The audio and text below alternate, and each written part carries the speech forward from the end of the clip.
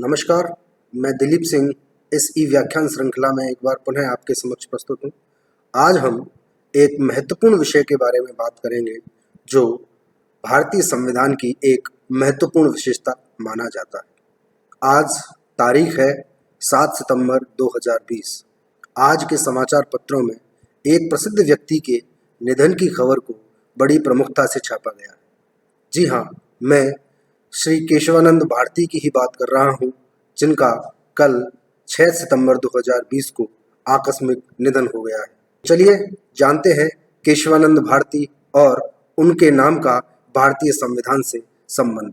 केशवानंद भारती और भारतीय संविधान का संबंध जानने से पहले आवश्यक है कि हम भारतीय संविधान के लागू होने के बाद की कुछ महत्वपूर्ण घटनाओं और उनसे संबंधित संशोधनों तथा भारतीय संविधान के परिप्रेक्ष्य में न्यायपालिका द्वारा दिए गए कुछ महत्वपूर्ण निर्णयों को जान लें। भारतीय संविधान सभा में किए गए पर्याप्त विचार विमर्श के बाद 26 जनवरी 1950 को लागू हो गया और भारत एक गणराज्य के रूप में जाना जाने लगा। भारतीय संविधान को यद्यपि पर्याप्त विचार विमर्श के बाद तैयार किया गया था, किंतु इसमें अनुच्छेद 368 जोड़कर संविधान संशोधन की शक्ति संसद को प्रदान कर दी गई थी। इसीलिए भारत को संविधान संशोधन की दृष्टि से जटिलता और नमनीयता का मिश्रण भी कहा जाता है।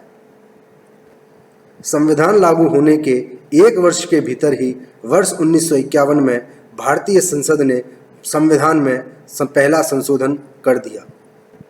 यह बड़ा आश्चर्यजनक था कि जिस संविधान को लागू हुए अभी एक वर्ष भी नहीं हुआ है और उसमें संशोधन करना प्रारंभ कर दिया जाए। लेकिन संविधान में संशोधन करने का कारण बने भूमि सुधार। संविधान लागू होते ही विभिन्न राज्य सरकारों ने भूमि सुधार कानूनों की शुरुआत कर दी। विभिन्न राज्य सरकारों ने जमींदारी व्यवस्था के उन्मूलन के लिए कानून बनाए। जमींदारों ने उन भूमि सुधार कानूनों के विरोध में उच्च न्यायालयों में याचिकाएं दायर की और इन भूमि सुधार कानूनों को अवैध घोषित करने की गुजारिश की। उच्च न्यायालयों ने उक्त भूमि सुधार कानूनों को अवैध घोषित कर दिया और जमींदारों को राहत दी। तत्कालीन पंडित जवाहरलाल नेहरू की केंद्र सरकार ने इन भूमि सुधार कानूनों में आ रही न्यायपालिका की बाधा को दूर करने के लिए भारतीय संविधान में संशोधन करने का फैसला किया और 18 जून 1951 को भारतीय संसद ने प्रथम संविधान संशोधन द्वारा संविधान में संशोधन किया और संविधान में एक नवीन अनुसूची 9वीं अनुसूची के रूप में सम्मिलित कर ली गई। 9वीं अनुसूची के अंतर्गत विभिन्न राज्यों के जमींदारी व्यवस्था कानूनों के उन्मूलन को प्रविष्ट कर लिया और 9वीं अनुसूची में सम्मिलित कानूनों को न्यायिक परीक्षण से मुक्त रखे जाने का प्रावधान भी कर लिया, जिसके कारण न्यायपालिका को अब 9वीं अनुसूची में सम्मिलित विषयों पर सुनवाई का कोई अधिकार नहीं रहा। 9वीं अनुसूची के कारण प्रभावित जमींदारों ने सर्वोच्च न्यायालय में याचिका दायर कर प्रथम संविधान संशोधन को अवैध घोषित करने की गुजारिश की। इन याचिकाकर्ता जमींदारों का कहना था कि यह संशोधन संविधान के अनुच्छेद 13 का विरोध करता है, जिसमें किसी ऐसे कानून या नियम के निर्माण का प्रतिषेध किया गया है जो मूल अधिकारों को समाप्त या उनका अल्पीकरण करता हो। चूंकि प्रथम संविधान संशोधन मूल अधिकारों का उल्लंघन करता है, अतः इसे अवैध घोषित किया जाना चाहिए। याचिकाकर्ताओं ने सर्वोच्च न्यायालय से इस बारे में भी व्यवस्था देने का अनुरोध किया कि वह बताए कि अनुच्छेद 13 और अनुच्छेद 368 में कौन अधिक प्रभावी है या महत्वपूर्ण है। सर्वोच्च न्यायालय ने शंकरी प्रसाद मामले में निर्णय देते हुए कहा कि संसद की अनुच्छेद 368 के अंतर्गत संविधान संशोधन की शक्ति अपरिमित है और वह किसी भी अनुच्छेद में संशोधन कर सकती है। इसके उपरांत वर्ष 1964 में 17वें संविधान संशोधन द्वारा 9वीं अनुसूची में 44वीं संविधि जोड़ी गई। इस संशोधन को सज्जन सिंह बनाम राजस्थान राज्यवाद में चुनौती दी गई, लेकिन सर्वोच्च न्यायालय ने शंकरी प्रसाद मामले में दिए गए निर्णय को बरकरार रखा कि अनुच्छेद 368 के अंतर्गत संसद संविधान में संशोधन कर सकती है। वर्ष 1967 में सर्वोच्च न्यायालय के समक्ष गोलकनाथ वाद आया, जिसमें याचिकाकर्ता ने सर्वोच्च न्यायालय के समक्ष यह प्रश्न रखा कि अनुच्छेद 13 और अनुच्छेद 368 में से किसे प्रधानता प्राप्त है। यदि अनुच्छेद 368 को प्रभावी माना जाए तो क्या संसद मूल अधिकारों में निरपेक्ष और अपरिमित संशोधन करने का अधिकार रखती है। सर्वोच्च न्यायालय ने गोलकनाथ विवाद में निर्णय देते हुए कहा कि मूल अधिकार पुण्यमय है और स्थिर है, इनमें साधारण कानूनों की भांति बदलाव नहीं किया जा सकता तथा संसद मूल अधिकारों में संशोधन नहीं कर सकती है। इस प्रकार गोलकनाथ वाद में सर्वोच्च न्यायालय ने अपने पूर्व में दिए गए निर्णयों, शंकरी प्रसाद एवं सज्जन सिंह वाद में दिए गए निर्णय को पलटते हुए कहा कि अनुच्छेद 368 केवल संविधान संशोधन की प्रक्रिया बताता है, यह संविधान के किसी भाग में संशोधन करने हेतु संसद को शक्ति प्रदान नहीं करता। गोलकनाथ वाद में सर्वोच्च न्यायालय द्वारा दिए गए निर्णय से व्यवस्थापिका की शक्ति को गहरा आघात पहुंचा था। अतः व्यवस्थापिका और न्यायपालिका में टकराव की शुरुआत भी गोलकनाथ वाद के बाद ही मानी जाती है। वर्ष 1971 में संसद द्वारा 24वां संविधान संशोधन पारित किया गया, जिसमें कहा गया कि अनुच्छेद 368 के अंतर्गत किया गया संसद द्वारा कोई भी संशोधन अनुच्छेद 13 पर लागू नहीं होता, अर्थात संसद संविधान के किसी भी भाग में संशोधन कर सकती है। इस प्रकार इस 24वें संविधान संशोधन के द्वारा संसद की संशोधन की शक्ति को अपरिमित और निरपेक्ष बना दिया गया तथा यह कहा गया कि संसद संविधान के किसी भी भाग और किसी भी अनुच्छेद में संशोधन करने के लिए पूर्णतः मुक्त है। 24वें संविधान संशोधन द्वारा एक प्रमुख बात यह भी जोड़ी गई कि संविधान संशोधन विधेयकों पर राष्ट्रपति द्वारा सहमति दिया जाना अनिवार्य है। 24वें संविधान संशोधन के बाद से ही केशवानंद भारती और उनकी याचिका का आगमन होता है। चूंकि 24वें संविधान संशोधन ने संसद को मूल अधिकारों सहित किसी भी भाग में संशोधन करने की महत्वपूर्ण शक्ति प्रदान कर दी थी, अतः संसद ने वर्ष 1972 में 29वां संविधान संशोधन पारित किया, जिसमें केरला जमीन सुधार अधिनियम 1963 को संविधान की 9वीं अनुसूची में सम्मिलित कर लिया। केरल के कासरगोड नामक जिले में एक एडनीर नाम की जगह है, जहां एक प्रसिद्ध शैव मठ स्थित है।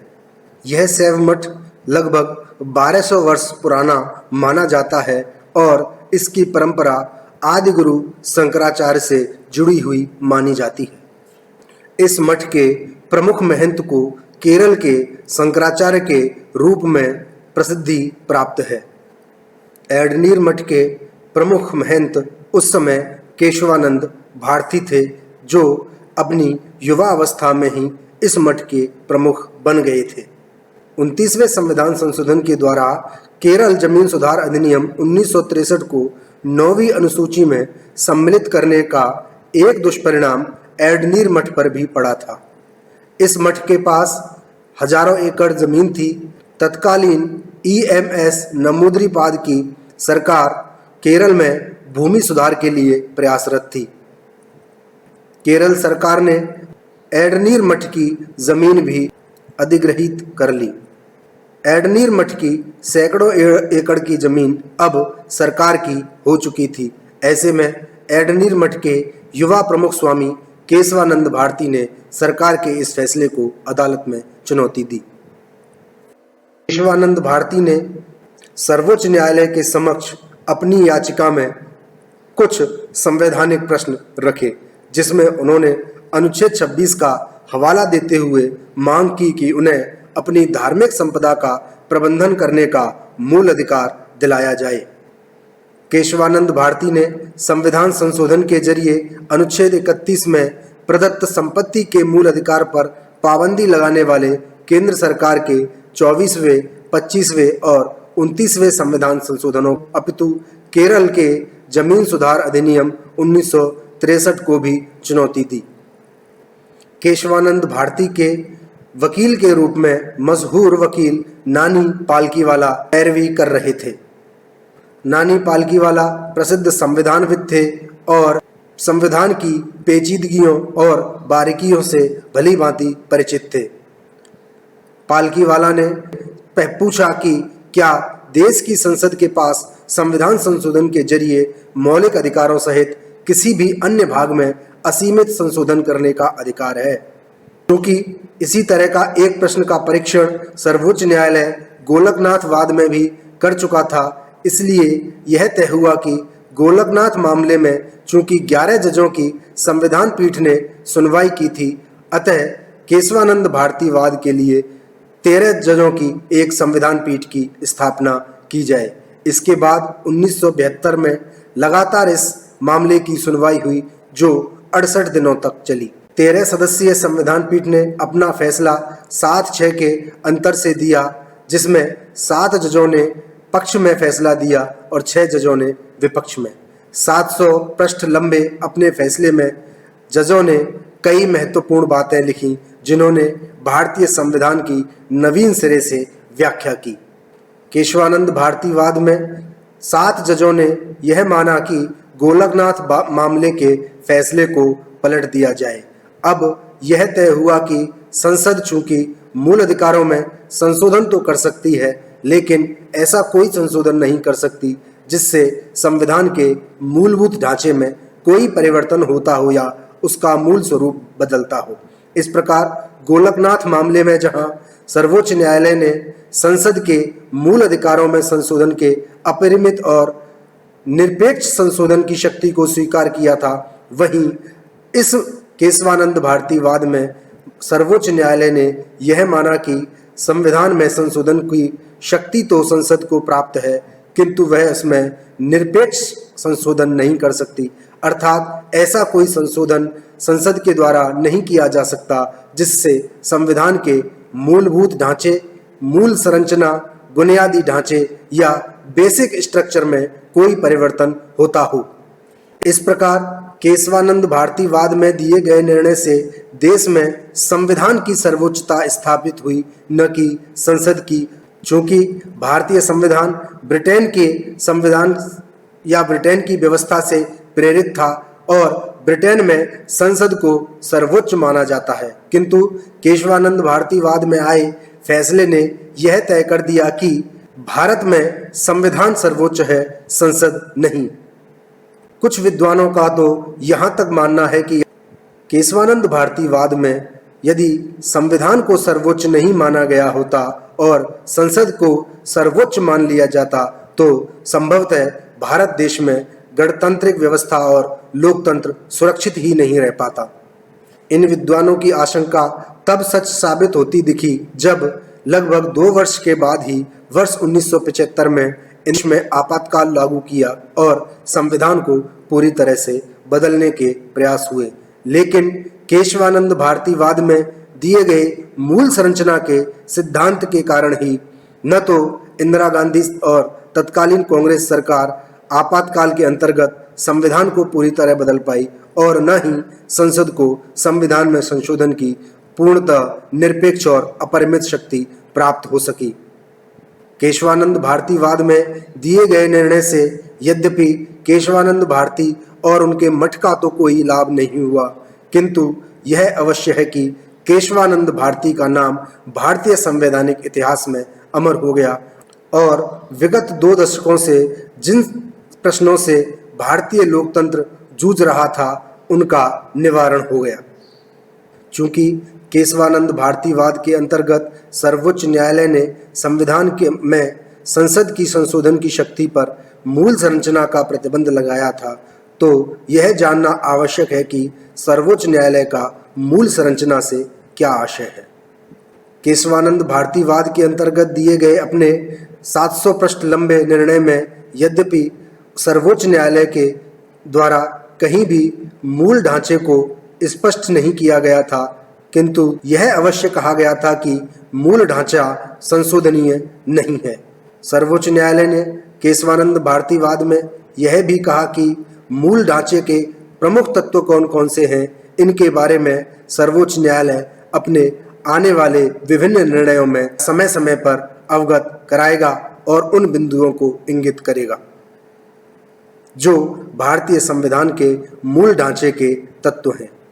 मूल ढांचे के कुछ तत्वों को केशवानंद भारतीवाद में भी सर्वोच्च न्यायालय ने स्वीकार किया था, जैसे इसके अंतर्गत संविधान की सर्वोच्चता को मूल ढांचा माना, सरकार के गणतंत्रात्मक और लोकतंत्रात्मक स्वरूप को मूल ढांचा स्वीकार किया, संविधान का धर्मनिरपेक्ष चरित्र, संविधान का संघीय चरित्र, शक्तियों का विभाजन, एकता और भारत की संप्रभुता, व्यक्तिगत स्वतंत्रता आदि भी इसके अंतर्गत मूल ढांचे के तत्व स्वीकार किए गए। इस प्रकार हम यह जान सकते हैं कि मूल संरचना का सिद्धांत भारतीय संविधान की न्यायिक व्याख्या की देन है। वास्तव में मूल संरचना का सिद्धांत एक न्यायिक सिद्धांत है जिसका उल्लेख भारतीय संविधान में शब्द से कहीं नहीं किया गया है। भारतीय संविधान की मूल संरचना के सिद्धांत का संबंध संसद को प्राप्त संविधान के संशोधन की शक्ति से ही है, जिसके बारे में विभिन्न निर्णयों में भारतीय सर्वोच्च न्यायालय ने अपने निर्णयों में इंगित किया है। सर्वोच्च न्यायालय द्वारा मूल संरचना वाक्यांश के प्रयोग के संबंध में भी विद्वान दो भागों में बटे हुए हैं। कुछ विद्वानों का मानना है कि मूल संरचना के वाक्यांश का प्रयोग भारतीय संविधान में केशवानंद भारतीवाद में किया गया, जबकि कुछ विद्वानों का मानना है कि इसका प्रयोग वर्ष 1964 के सज्जन सिंह बनाम राजस्थान राज्य वाद में ही कर लिया गया था। सज्जन सिंह वाद में मूल संरचना के वाक्यांश के प्रयोग के संबंध में विद्वान तर्क देते हैं कि सर्वोच्च न्यायालय के न्यायाधीश मुधोलकर ने सर्वप्रथम सज्जन सिंह बनाम राजस्थान राज्यवाद में मूल संरचना वाक्यांश का प्रयोग किया। उनके अनुसार जस्टिस मुधोलकर ने पाकिस्तान सर्वोच्च न्यायालय के चीफ जस्टिस AR कुहेलियस के एक निर्णय से प्रेरित होकर यह निर्णय दिया था। कुहेलियस ने अपने एक निर्णय में पाकिस्तान के राष्ट्रपति की संविधान संशोधन शक्ति का विचारण करते हुए कहा था कि 1956 के संविधान के अंतर्गत पाकिस्तान का राष्ट्रपति संविधान की जटिलताओं को तो दूर कर सकता है, किंतु संविधान के बुनियादी ढांचे में बदलाव नहीं कर सकता है। अधिकांश विद्वानों का मानना है कि मूल संरचना के सिद्धांत का सर्वप्रथम प्रयोग भारत के संविधान के परिप्रेक्ष्य में केशवानंद भारतीवाद में ही किया गया, जिसकी प्रेरणा प्रसिद्ध जर्मन विद्वान प्रोफेसर डिट्रिच कॉनराड से ग्रहण की गई थी। प्रोफेसर कॉनराड जर्मनी के हीडेलबर्ग विश्वविद्यालय के दक्षिण एशिया संस्थान में प्रोफेसर थे। प्रोफेसर कॉनराड ने नाजी जर्मनी के समय वीमर संविधान में संशोधन कर उसकी मूल भावना को समाप्त होते हुए देखा था, जिसका उन पर व्यापक प्रभाव पड़ा था। वीमर संविधान 2/3 बहुमत द्वारा संविधान के किसी भी भाग में संशोधन करने की जर्मन संसद को शक्ति प्रदान करना था। हिटलर ने इस प्रावधान का प्रयोग कर संविधान को समाप्त कर दिया और जनता पर मनमाना एवं निरंकुश शासन स्थापित किया। इस बुरे अनुभव से सबक लेते हुए फेडरल रिपब्लिक ऑफ जर्मनी ने अपने नए संविधान, जिसे बेसिक लॉ के नाम से जाना गया, में कुछ ऐसे शाश्वत तत्व सम्मिलित करने का निर्णय लिया, जैसे संघवाद, लोकतंत्र, विधि का शासन, शक्ति पृथक्करण आदि, जिनमें संसद भी संशोधन नहीं कर सकती थी। प्रोफेसर कॉनराड वर्ष 1965 में बनारस हिंदू विश्वविद्यालय में व्याख्यान देने के लिए आमंत्रित किए गए। व्याख्यान के दौरान प्रोफेसर कॉनराड ने निहित सीमा के सिद्धांत को देते हुए कहा कि संविधान संशोधन के लिए उत्तरदायी किसी संस्था को प्राप्त संविधान संशोधन के अधिकारों का अर्थ यह नहीं है कि वह संस्था संविधान के मूल संरचना में बदलाव कर सके। उन्होंने व्याख्या करते हुए कहा कि संसद मूल अधिकारों और उसके उन प्रावधानों को नहीं बदल सकती है जिससे उसे संशोधन की शक्ति प्रदान हुई है। संशोधन के लिए उत्तरदायी संस्था पर कुछ निहित सीमाएं लागू हैं। प्रोफेसर कॉनराड ने भारतीय संविधान के संशोधन के संबंध में संसद की अनुच्छेद 368 के अंतर्गत प्राप्त शक्ति पर चर्चा करते हुए 3 परिस्थितियों की कल्पना की। पहली, क्या संसद भारत संघ को विभाजित कर सकती है? दूसरी, क्या अनुच्छेद 21 के अंतर्गत व्यक्तियों को प्राप्त जीवन और स्वतंत्रता के मूल अधिकार को समाप्त कर सकती है? तीसरी, क्या भारत में संसदीय शासन को समाप्त कर अध्यक्षात्मक शासन प्रणाली को अपनाकर समस्त शक्तियों को राष्ट्रपति में निहित किया जा सकता है? इसके अतिरिक्त उन्होंने एक अन्य बात यह कही कि क्या लोकतंत्र को समाप्त कर भारत में पुनः राजशाही की स्थापना की जा सकती है? इन उदाहरणों से प्रोफेसर कॉनरैड ने यह स्पष्ट किया कि उक्त संशोधनों का अर्थ होगा भारतीय संविधान का समाप्त हो जाना। अतः उन्होंने भारतीय संविधान का उदाहरण देते हुए कहा कि प्रत्येक संविधान की अपनी निहित मर्यादा होती है, जिसमें बदलाव का अर्थ संविधान की मूल संरचना को नष्ट करना होता है। प्रोफेसर कॉनरैड के उक्त निहित सीमा सिद्धांत का संदर्भ वरिष्ठ संवैधानिक वकील M.K. नाम्बियार ने गोलकनाथ बनाम पंजाब राज्यवाद में भी सर्वोच्च न्यायालय के समक्ष प्रस्तुत किया था, किंतु सर्वोच्च न्यायालय ने इसे काल्पनिक मानते हुए स्वीकार नहीं किया। इसके उपरांत वरिष्ठ वकील नानी पालकीवाला ने केशवानंद भारतीवाद में भी प्रोफेसर कॉनरैड को उद्धृत करते हुए कहा कि संसद की संविधान संशोधन की शक्ति पर निहित सीमा का तर्क लागू होता है। उन्होंने सर्वोच्च न्यायालय को संदर्भ दिया कि संविधान की कुछ मूल विशेषताएं हैं जिन्हें संसद संशोधित नहीं कर सकती है। सर्वोच्च न्यायालय ने इस सिद्धांत को मूल संरचना का सिद्धांत कहा, जो कि प्रोफेसर कॉनरैड के द्वारा दिए गए निहित सीमा सिद्धांत का ही एक अधिक सरलीकृत और सामान्यीकृत नाम था। नानी पालकीवाला के तर्क से प्रभावित होकर ही केशवानंद भारतीवाद में सर्वोच्च न्यायालय ने अपना निर्णय 7-6 के अल्प बहुमत द्वारा दिया था। केशवानंद भारतीवाद में यद्यपि मूल संरचना के सिद्धांत को तो स्पष्ट कर दिया गया था, किंतु मूल संरचना के अवयवों और तथ्यों को भविष्यगामी मानकर छोड़ दिया गया था। इसके उपरांत अनेक आगामी निर्णयों में सर्वोच्च न्यायालय ने मूल संरचना के विभिन्न तत्वों को स्पष्ट किया। मिनर्वा मिल्स बाद में सर्वोच्च न्यायालय ने न्यायिक समीक्षा तथा मूल अधिकारों एवं निर्देशक सिद्धांतों के बीच संतुलन को मूल ढांचे का तत्व स्वीकार किया। कि हितो होलोहेन बनाम जाचेलिहु वाद 1992 में स्वतंत्र और निष्पक्ष चुनाव को बुनियादी विशेषता माना गया। SR बोम्मई बनाम भारत सरकार वर्ष 1994 के बाद में संघीय ढांचे, भारत की एकता और अखंडता, धर्मनिरपेक्षता तथा सामाजिक न्याय और न्यायिक समीक्षा को संविधान के बुनियादी ढांचे के तत्व के रूप में स्वीकार किया गया। इस प्रकार स्पष्ट है कि मूल ढांचा एक ऐसा सिद्धांत है जिसने न केवल भारतीय संविधान के भविष्य अपितु भारतीय संविधान की अतीत को भी प्रभावित किया था।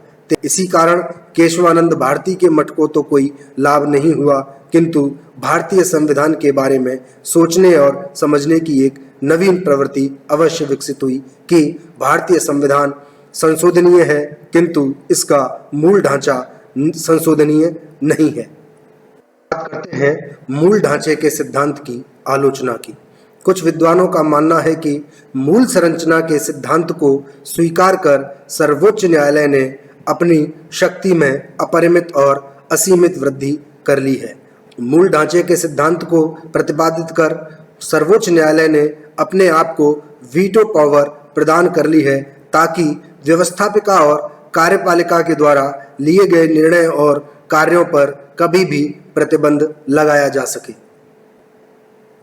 सर्वोच्च न्यायालय ने अभी तक न तो मूल ढांचे को परिभाषित किया है और न ही मूल ढांचे के अवयवों को संहिताबद्ध ही किया गया है।